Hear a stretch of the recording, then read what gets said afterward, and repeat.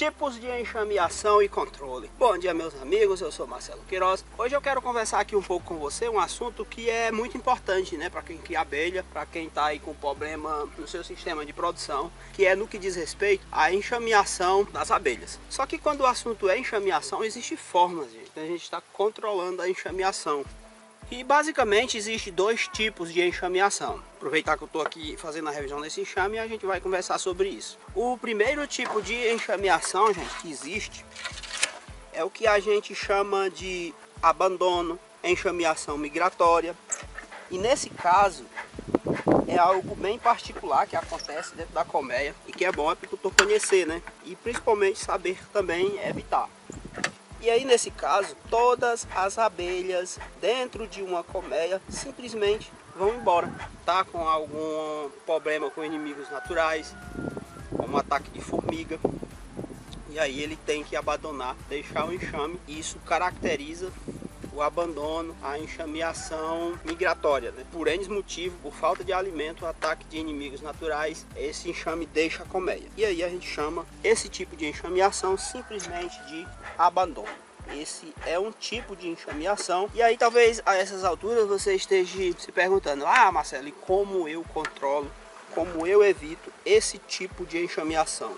Esse tipo de enxameação, gente, pode ser facilmente evitado, controlado com uma medida muito simples, né? Que é você estar alimentando seus enxames.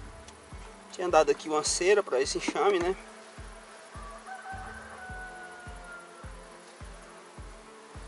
A cera, só a metade foi puxada. Quadros secos.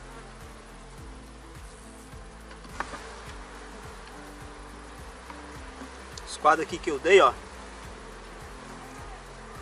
iniciaram a puxada, né?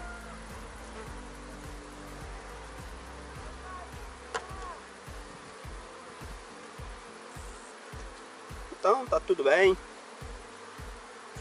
É isso mesmo que a gente espera, né, do enxame.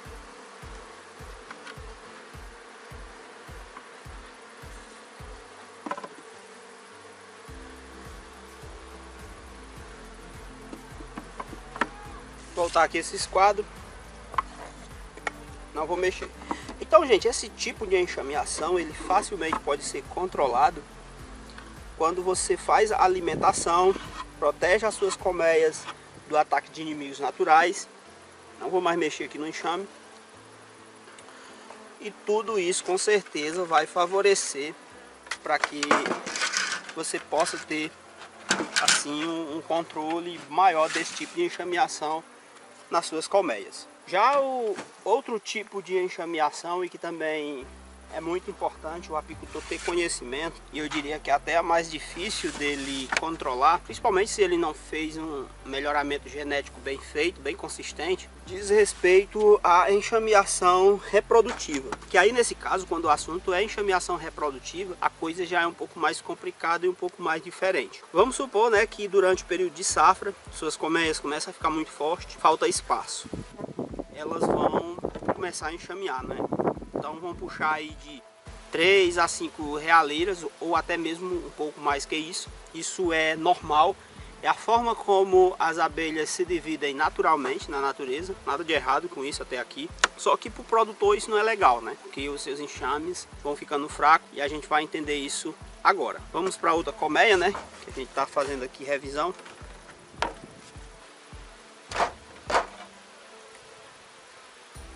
E aí a gente dá continuidade aqui nesse assunto. Então assim, né, como eu estava falando, vamos para outra colmeia. Bom, né, gente, chegamos aqui em outra colmeia. Como eu estava falando, né, da enxameação reprodutiva, que acaba sendo um pouco mais complicada do que a enxameação migratória, saiba que é pura verdade, não é tão fácil assim, desde que você faça o melhoramento genético e tenha outros cuidados. Não é algo tão fácil. Na natureza, os enxames se dividem naturalmente, e essa é a forma, né? Que ele se divide, ele aumenta, que ele se multiplica na natureza. Só que é o que acontece. Nesse sentido, quando inicia um processo de enxameação naturalmente, principalmente por falta de espaço, Elas vão puxar de 5 a 3, podendo até chegar mais do que 5 realeiras. E aí, gente, com 15, 16 dias, alguma dessas realeiras vão emergir, vão nascer.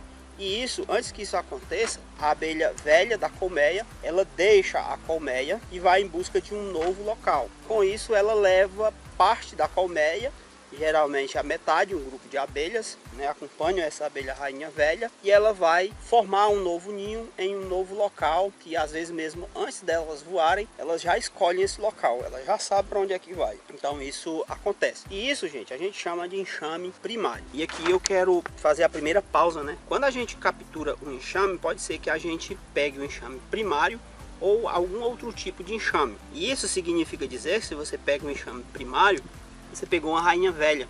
Então não tem como você avaliar, por exemplo, a produtividade de uma rainha velha. Você vai ter que substituir ela, fazer com que elas puxem naturalmente uma outra rainha, no caso forçado, né? Você forçar elas puxarem, para você aí ter uma noção se é uma boa genética ou não. Já se você pegar das outras formas, aí sim, né?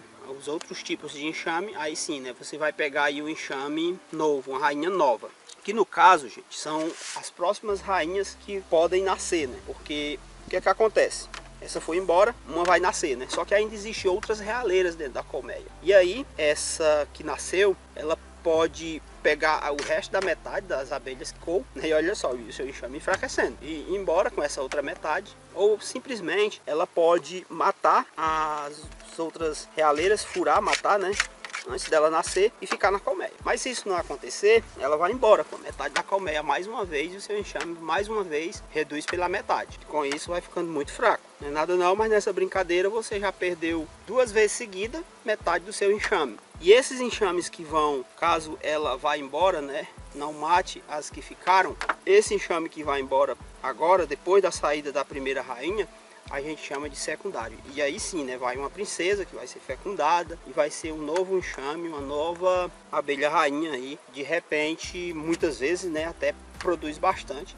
É por isso que muitos enxames, muitas pessoas quando fazem captura ainda conseguem produzir, porque essas rainhas são novas e com isso eles conseguem de alguma forma ainda produzir com essas rainhas, né? Porque são novas, são uma genética boa, vai puxar cera rapidamente, mesmo depois de capturar. Então existe esse tipo de enxameação reprodutiva. O primeiro enxame que vai embora na enxameação reprodutiva se chama enxame primário, o segundo enxame secundário e assim por diante. Com isso o seu enxame vai enfraquecendo. E aí, né, diferentemente do primeiro tipo de enxameação, que muitas vezes se você fornecer um xaropezinho ralo, montar a proteção contra inimigos naturais, você vai conseguir reduzir esse efeito de enxameação. Nesse caso aqui, gente, é um pouco mais complicado. O primeiro passo, com certeza, para a gente controlar esse tipo de enxameação é, sem sombra de dúvida, uma boa genética.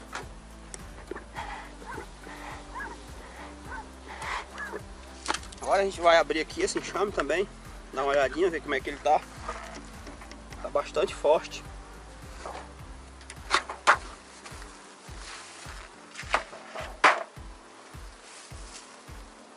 Praticamente, gente, toda a cera que eu tinha dado a ele já puxaram.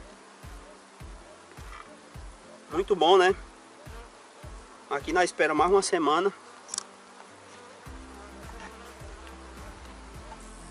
Ó, vou nem continuar mexendo no enxame, mas só tem uma lâmina de cera que elas não puxaram. Então, gente, vou fechar aqui, né? Não vou mexer no enxame muito. Tá um pouco tarde já, 11 horas. Tá muito quente. Então, quando o assunto é enxameação reprodutiva, tem isso, né? É um pouco mais complicado. E a primeira forma, com certeza, é melhoramento genético. Se você tem um enxame que você observa que ele enxameia muito, evita fazer divisões dele, evita fazer multiplicação dele, porque com certeza isso vai favorecer muito para que futuramente os seus enxames eles tendam a enxamear cada vez mais, com mais frequência, e você perder, né, muito com isso. Outra coisa que favorece muito a gente evitar esse tipo de enxameação é a troca de cera, né? Trabalhar sempre com cera nova. Com certeza a troca da cera vai estimular a postura da abelha rainha e sempre vai ter muita larva, muito ovo, e com isso elas não vão puxar realeiras, porque ali tem uma abelha rainha nova. Se você fornecer espaço e dessa cera nova, ela vai ter muito espaço para estar fazendo postura, com isso não vai enxamear por falta de espaço. Claro, né, nesse sentido também, a adequação do espaço é muito importante. Então essas são as formas que a gente pode estar evitando que os nossos enxames eles possam assim enxamear, que seria a troca da abelha rainha nova, né, no caso, genética boa, selecionada, troca de cera e adequar sempre o espaço. Então, gente, era isso que eu queria comentar com vocês sobre os tipos de enxameação. Basicamente são dois, né, a reprodutiva, a migratória ou abandono, mas todas elas podem ser controladas. Eu espero que você tenha gostado desse conteúdo. Não se esqueça de se inscrever no canal, curte o vídeo e até a próxima.